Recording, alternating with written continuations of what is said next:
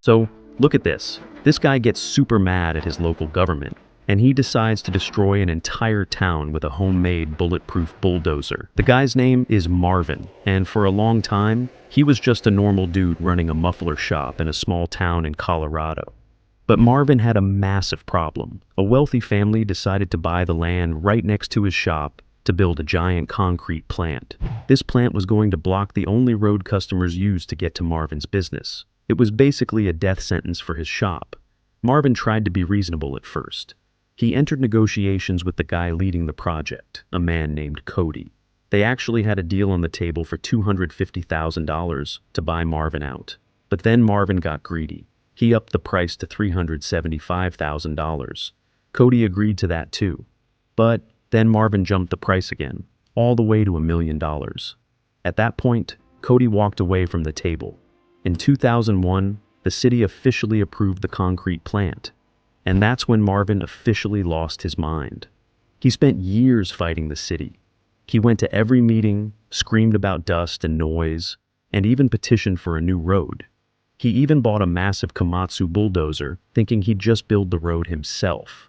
But the city rejected every single thing he proposed. Then, to add insult to injury, they hit him with a fine for trash on his property, which was literally just the mufflers for his business. That was the breaking point. Most people would have just moved, but Marvin spent the next year and a half inside his shop, turning that bulldozer into an armored war machine. He welded thick steel plates over the entire thing and filled the gaps with concrete to make them bulletproof.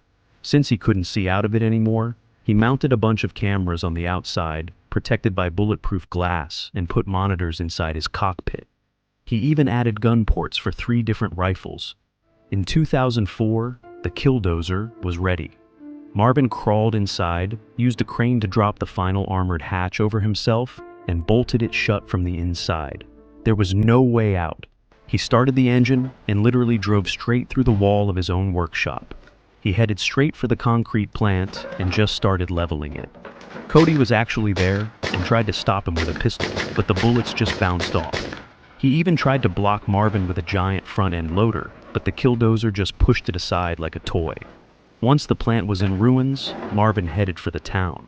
He smashed into the town hall while a bunch of kids were in the library upstairs. He targeted the local newspaper office, the bank, and even the homes of the people who sat on the town board. The police were everywhere, firing hundreds of rounds at him, but nothing worked. They even tried dropping explosives down the exhaust pipe, and it did absolutely nothing. For over an hour, Marvin was the king of the town, causing over $5 million in damage.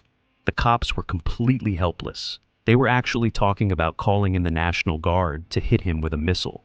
But then, Marvin made a mistake. He tried to crush a hardware store owned by one of his enemies, but the building had a small basement. The heavy tracks of the Killdozer broke through the floor, and he got stuck. The SWAT team swarmed the machine, trying to find a way inside with torches and saws, but Marvin had sealed it too well.